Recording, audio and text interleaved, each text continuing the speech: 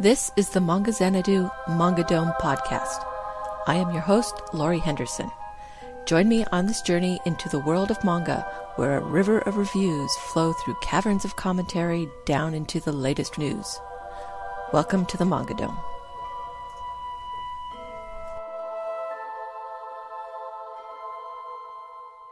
Episode 59, How to Shelve.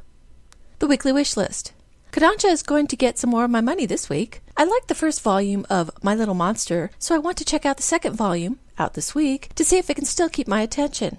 Yen Press does their big release this week, and I have to read Puella Magi Kazumi Magica Volume 5, the last volume, and see how it all ends. I'm also curious about Jack Frost Volume 10. Seeing Amityville's past has me intrigued, and with this volume going further into Helmina's past, I think I have to find out what happens. In the news, lots of titles were announced to be ending this month. Let's start with the shutdown of an entire magazine. Ota Publishing has announced that Manga Erotics F, a bi-monthly magazine that started in 2000, will end with the issue out in July. The magazine was home to such titles as Aoihana, Lychee Light Club, and Ristorante Paradiso. A few titles will end, but mostly the final issue will consist of short stories. Natsumi Ono, creator of the aforementioned Ristorante Paradiso, is ending her spin-off manga to another series, House of Five Leaves. Kozure Doshin, the constable who brought his son along, will end in June. The series follows the childhood of character Tachibana. Viz published the original 8-volume series, and this spin-off started last year on Shogakukan's Iki Paradise website. A compilation print volume has not been announced. I really enjoyed House of Five Leaves, so it would be cool if Viz could grab this one, even for a digital-only release.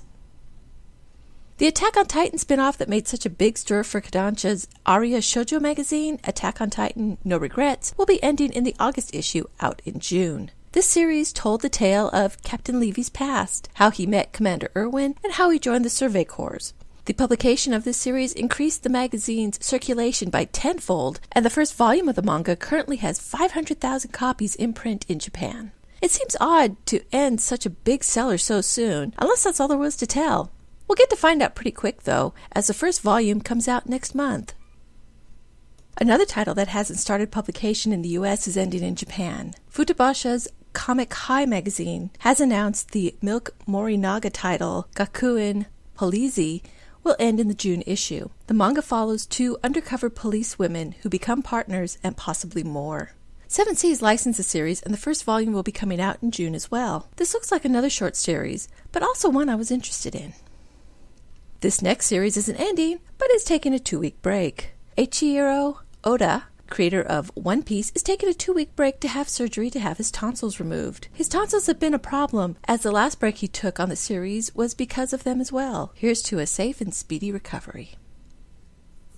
Viz Media releases another digital-only Tokyo Pop license rescue this week. Future Diary follows Yukiteru, a lonely boy who keeps a daily diary on his cell phone. But he has a secret. His phone can tell the future. Now, Yukiteru, along with 11 other Future Diary holders, are pulled into a vicious game of survival, with the winner being crowned God of the New World. The series was made into an anime and a live-action drama, but Tokyo Pop closed before publishing the last 2 volumes. Now fans will finally be able to get the whole series.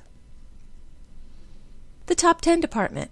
The Viz Manga Top 10 has had an interesting turn. For the week of May 20th, 2014, Digital First and Only Manga toppled the previous top titles and gives us a new King of the Hill. Food Wars Volume 2 debuts at number 1. Chibi Vampire Volume 4 debuts at number 2, along with Fate Stay Night Volume 1 at number 3. Food Wars Volume 1 returns to come in at number 4, while D & Angel Volume 4 debuts at number 5. Naruto Volume 65 stays steady at number 6, while Whistle Volume 21 debuts at number 7. Boys Over Flowers Final Volume number 36, debuts at number 8, Hunter x Hunter Volume 32 returns at number 9, and All You Need Is Kill, the official graphic novel adaptation Volume 1, falls 2 to end the list at number 10.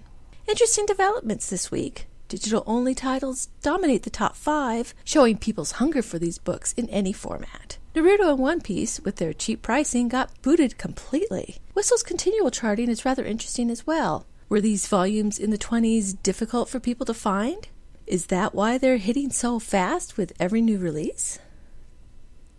Over at the New York Times bestseller list, those pesky titans keep knocking, but the Monster Girls just won't let them in. For the week ending March 24th, 2014, the top title remains the same for the third week in a row. Monster Musume Volume 3 holds on to the top spot at number 1. Attack on Titan Volume 12 comes back up 2 to number 2, and is followed by Attack on Titan Volume 1, moving up 1 to number 3. Fairy Tail Volume 38 moves down 2 to number 4, and Dragon R Academy Volume 2 debuts at number 5. Attack on Titan Volume 3 returns at number 6, while Nisekoi Volume 3 moves back up 1 to number 7.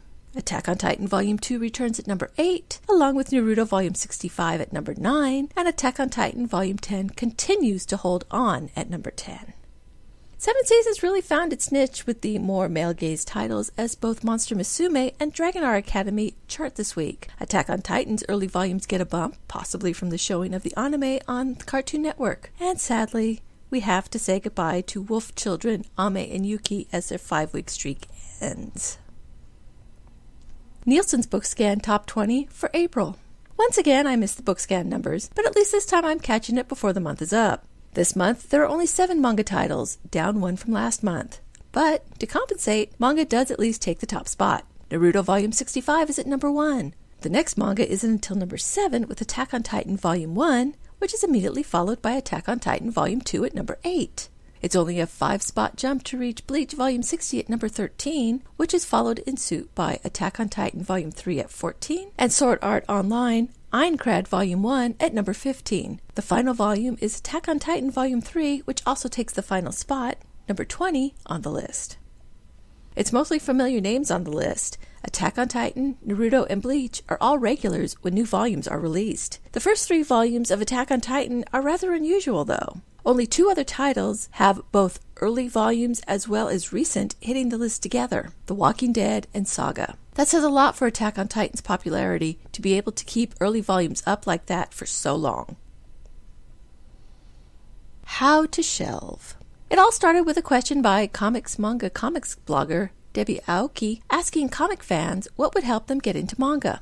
One of the answers was being able to find the titles they like by genre. Generally, if you walk into a book or comic book store, you'll find manga shelved together alphabetically. Unless you know what you're looking for, or are familiar with publishers and their imprints, it can be a daunting task to discover new titles. You could just sit in the aisle and read everything, but you don't want to be a jerk, right? One solution is to sort the manga by genre. This is nothing new. Sorting manga by genre has been brought up not just to increase readership in general, but also to help boost genres that haven't traditionally sold well. Some examples are to shelve mystery manga in the mystery section or horror in the horror section. This would not only get more eyes on the titles, they would be targeted to their intended audience. The sorting by genre kind of seems like a no-brainer. This wouldn't be difficult for bookstores to do, as most publishers include genre on the back of their books. A more difficult way of sorting is by demographic, and not one I would really like to see. It's far too easy to peg a title into a certain demographic and limit the readership. With manga ranging everything from elementary school age to adult, that would spread manga out all over the store and make finding a title possibly more trouble than it's worth. This is especially true of titles that fans can't agree on. The example most often brought up is Yotsuba. In Japan, Yotsuba is published in a seinen magazine and is targeted at young men, while here in the US, it is seen as an all-ages title, good for young kids. In this case, I think the obvious answer would be to put it where it would be seen by readers of all ages. It truly is an all-ages book. The category of all ages has gotten a bum rap lately, as it is pigeonholed as being for young kids only. I'll admit I'm just as guilty of doing this, but all ages really should be a category for everyone, and give the titles obviously aimed at a younger audience a different category. YA would seem the obvious choice, but it's already been taken. Maybe YR for young readers. A lot of publishers seem to be using that wording already. What can bookstores do to help increase manga readership? I think a good solution is to keep manga in the section currently in place and place select titles in genre sections to help boost visibility. I know shelf space is premium, but more eyes on a title has a better chance of getting it out the door. Theme displays that include manga with a genre is another good way. One question I will pose to American comic readers: what is the difference between shelving manga alphabetically and US comics, which are shelved in the same way in comic stores? Is it because there's such a lack of diversity in comics that makes alphabetical more comfortable for you in comics but not in manga? As I think about this, every comic store I've been to has their titles sorted alphabetically, both on the racks and in the back issue bin. You still have to know what you're looking for, whether it is manga or comics. I went to one comic book store that had titles sorted by company and then alphabetically by title. That was a real pain since it wasn't marked, obviously. So I really have to ask, what's the big deal? Thank you for listening to the Manga Xanadu Manga Dome podcast. You can find links to the stories and books discussed here in the show notes at manga.jdragononline.com. You can email me with any questions at xanadu@jdragononline.com or leave a comment on this post. Rate me on YouTube and follow me on Twitter at Manga Xanadu, all one word. Until next time, farewell from the Manga Dome.